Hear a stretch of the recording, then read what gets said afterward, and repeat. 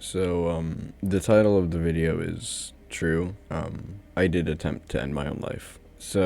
The reason I'm making this video is because I do want this channel to continue. I do want to do a little bit more. I want to get back into things, and I didn't realize how many people related to my last video. And funny thing, I didn't even really see any of the comments until I was let out of the psych ward, which I've been in for about a week. So why I did it. I feel like my last video explained a little bit of it, but it's just that I felt like my life was really just unfulfilling. There's just nothing going on, nothing to really be that happy about. And I felt like I was barely able to hold on. And when there's always people that say things like, oh, it gets better, it'll just take some time. Yeah, of course it does, but I'm at a point where I kind of need something now. I'm at a point where I'm barely able to hang on for another day. So I'm not here to wait another week, another month, another year. I kind of need something to happen now. And nothing was really happening. Due to financial reasons, I was barely even able to pay off my own college. My car is breaking down, which is my only way to get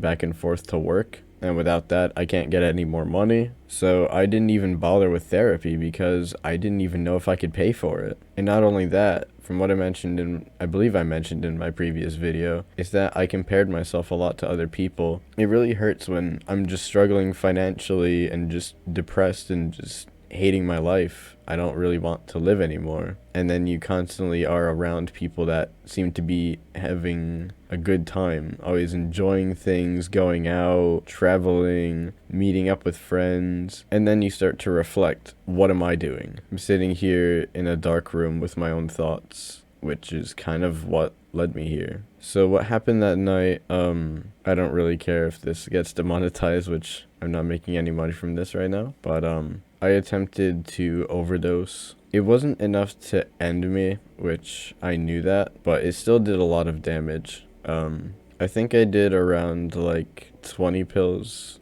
in one sitting. And I stopped after that because I didn't really know what it would do. And it was kind of just like, what am I doing? Like, why am I doing this? And I did plan to take more. And if I did that, I probably would not be here. Just because I am pretty short, I'm on the smaller side. So it affected me way more than it probably should have. So initially I thought I would just get a good night of sleep. But that soon changed when I was wide awake in a state of panic, and I pretty much couldn't even walk.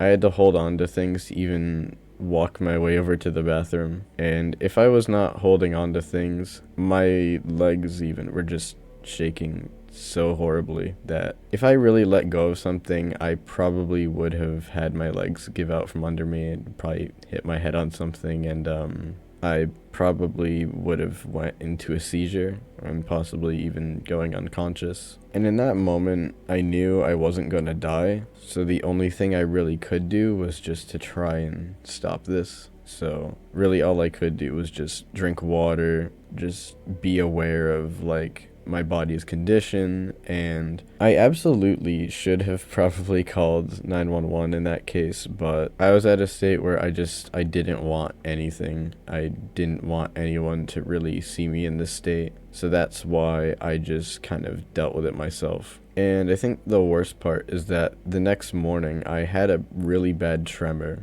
Like my hands and stuff would start shaking whenever I tried to do anything. So it was really bad when I felt like I had to hide this from my own mother the next morning. My eyes still very dilated, me still being a bit shaky, and I tried my best to not look her in the eyes or really do anything around her so she wouldn't notice. And I already knew from that night I really didn't want to do that again, but the events afterwards, I will admit, it makes it really damn hard to not do it again. Now that I have more money to work with, I can at least pay for therapy, which is what I probably need. But what happened afterwards, I really didn't tell anyone about this. The only people that knew were two of my online friends, but one of them I was very close with, and he knew where I lived. So he called the cops on me, and basically the next night I had an ambulance and like 3 cop cars just outside my house. And in that moment, I could have lied. I could have said no.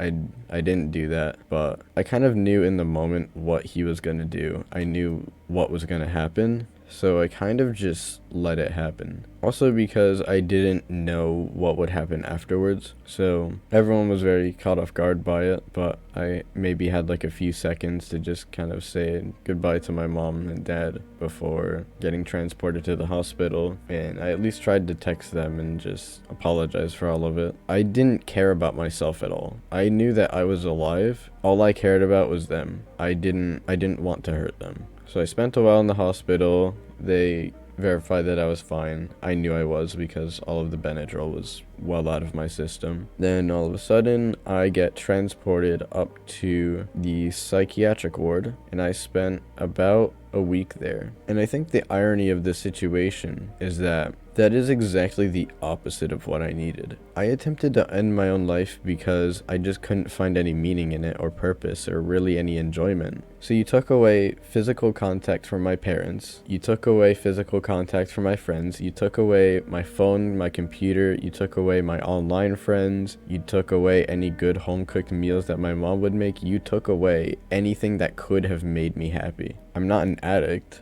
I don't need a detox. I did feel a little bit more appreciative of life afterwards, but to be honest, that only lasted for about a day. So now I'm having to readjust to society, and I think the worst part is that I'm going straight back into my old life, which is what led me here. I just went straight back into that unfulfilling, sad life that I had that put me here in the first place. So if anything, it made it really hard to not have those thoughts again. And I think the worst thought that I've had is that this is what happens when you attempt it. But just because I don't want to go back there, it almost makes me want to truly go through with it and finish it off, so I am gone and I don't have to be there again. For now, I'll at least see where this life takes me, but my future, I feel, is very uncertain. I don't really know what I'm doing, where I'm going, and if I even truly want it. I feel like I've always said, I kind of wish that I could have given my life to someone else that truly wants it. But for sure, it'll be the last time that I even have to go to a ward like that. And whether this will be the last time I do anything like what just happened, only time will really tell. So why did I make this video in the first place? I do want to continue this channel. I do want to keep talking about what's on my mind. And also because I didn't know how many people truly related to a lot of my videos. And I'm glad to at least help some people out. Maybe teach them something they didn't know, or to be the help that they really needed. And I do plan to talk about this. Not only is it because it's kind of what's on my mind because it was very recent, but also because I don't want any of you to go through what I went through. So for now, that's all they really have to say, and until next time.